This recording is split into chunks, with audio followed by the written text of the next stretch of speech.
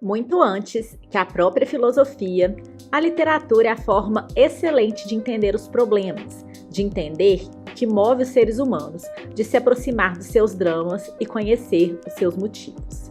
Não há melhor maneira de compreender as paixões e os comportamentos do que emergir na obra dos grandes escritores.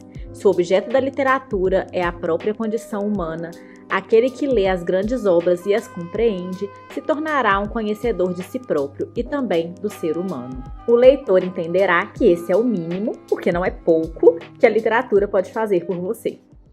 Olá pessoal, para quem não me conhece, meu nome é Camila e hoje a gente vai falar do mínimo sobre literatura do professor Rodrigo Gurgel. Acho que não tinha uma pessoa melhor para escrever esse mínimo aqui do que o Gurgel, gente, porque assim, eu sou apaixonada por ele, a visão que ele tem sobre literatura.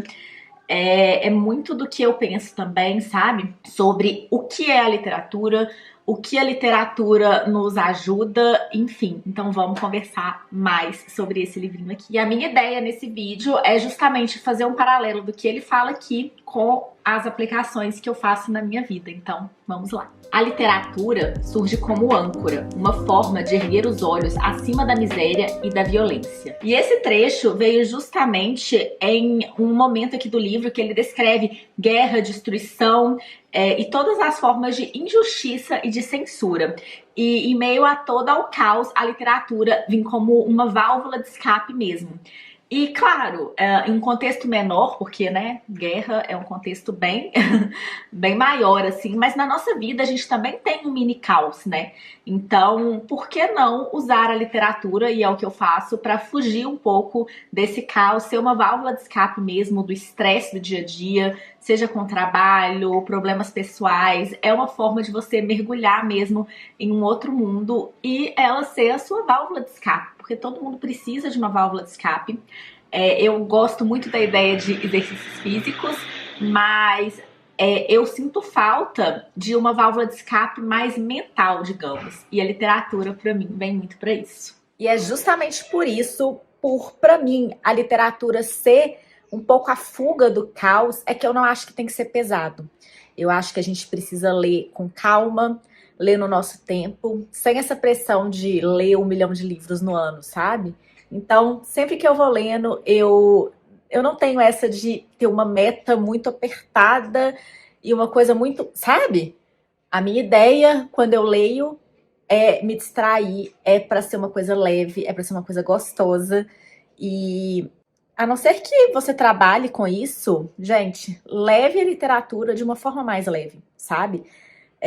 Leia sem pressa, aprofunde para você poder realmente conseguir tirar tudo do livro. Enfim, para mim a leitura é o meu momento, sabe? O verdadeiro papel da literatura, ela não é apenas texto. Formará sua consciência e sua personalidade de maneira integral e salvará você do caos em que estamos metidos há muito tempo. Então a gente vê a literatura como um meio de salvação mesmo. E depois, gente, o Gurgel, ele coloca meio que um problema aqui no livro, tá? Que é um modernismo, uma progressiva eliminação do humano, meio que a arte pela arte, sendo que a literatura, ela deveria ser justamente repleta de humanidade, né? Então essa coisa de você tirar, repetindo o que disse Ortega y Gasset, esse suposto refinamento estético envolve uma desumanização da arte, ou seja, a progressiva eliminação dos elementos humanos. E aí você tem a literatura justamente se aproximando do caos. E vocês se lembram que a ideia é justamente você fugir do caos através da literatura, né? Então, se você aproxima a literatura do caos e ainda tira a sua humanidade, focando só na parte mesmo da estrutura e da arte pela arte, qual é o sentido disso, sabe? Você perde o sentido. A busca insaciável de novas formas de experimentalismo não é apenas uma maneira sofisticada de escrever,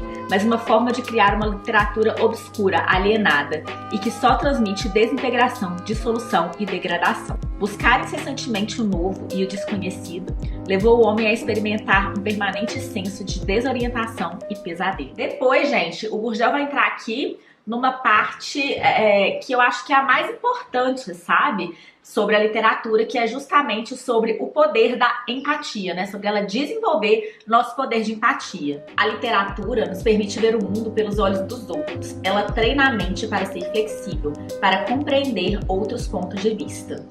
E aqui ele dá justamente o exemplo de Dom Quixote, falando como o primeiro romance do mundo ocidental, surgiu como um livro de crítica aos romances de cavalaria, mas extrapolou esse papel, transformando-se num exemplo de como a ficção poderia investigar as mais profundas camadas da personalidade humana e como que a literatura tem esse poder de moldar a cultura e a própria história. A literatura é o espelho da natureza humana e revela todas as nossas complexidades, todos os labirintos emocionais em que vivemos, as nossas virtudes e os nossos vícios. Quando a gente lê um livro, a gente se conecta muito com o personagem, a gente consegue realmente se colocar no lugar do outro, sob o ponto de vista do outro. A gente vive aquele mundo, sabe? Como eu falei, a gente sai do caos da nossa vida para viver naquele mundinho. E não existe uma melhor forma de você conseguir exercer essa empatia realmente do que a literatura, sabe? Para mim, é um dos maiores poderes que o livro tem. Além disso, com o livro, a gente vê as pessoas errando e a gente aprende com os erros dos outros, porque a gente aprende com erros mesmo. Só que a gente está tão imerso naquele mundo ali que a gente consegue se colocar no lugar daquela pessoa que está errando e na vida real não cometer esse erro. Se você tá gostando desse vídeo, já clica no gostei, se inscreve no canal, porque a ideia do vídeo é ser um vídeo mais curto mesmo, porque o livro é pequenininho. Se eu ficar falando demais, né, assim, eu vou falar de tudo e eu quero muito que você pegue pra ler esse livro. No finalzinho aqui, o Gurgel fala sobre a importância, né, novamente, da leitura, para você se tornar um conhecedor de si próprio e também do ser humano, né? Como que a gente conhece o ser humano através disso. É interessante porque, por exemplo, Jane Eyre, né? Os livros das irmãs Brontë, né? São exemplos de que muita gente, às vezes, achava que não foram elas que escreveram. Porque elas são meninas que viviam numa cidade ali de interior, né? Como que elas escreveram romances, às vezes, tão densos e psicologicamente meio perturbados até, mas é justamente porque elas liam muito. E como que a gente pode conhecer o mundo através da leitura, né? E através disso conhecer a mente humana e a nossa própria mente. Gente, livrinho incrível, tá? Super recomendado. Eu vou deixar o link aqui embaixo para quem quiser comprar.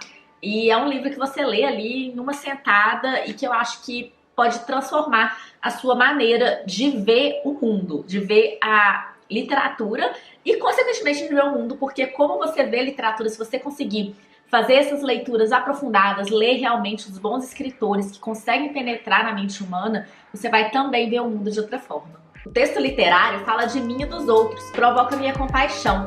Quando leio, identifico-me com os outros e seus destinos. Seus sofrimentos e suas alegrias me afetam e tornam-se meus. Não há melhor maneira de compreender as paixões e os comportamentos humanos do que emergir nas obras dos grandes escritores. Ler não é algo que termina, que tem um fim. Não se tratará nunca de descobrir ou de alcançar uma personalidade compacta ou simplificada, mas de viver nos aperfeiçoando, viver numa constante transformação, num constante aperfeiçoamento.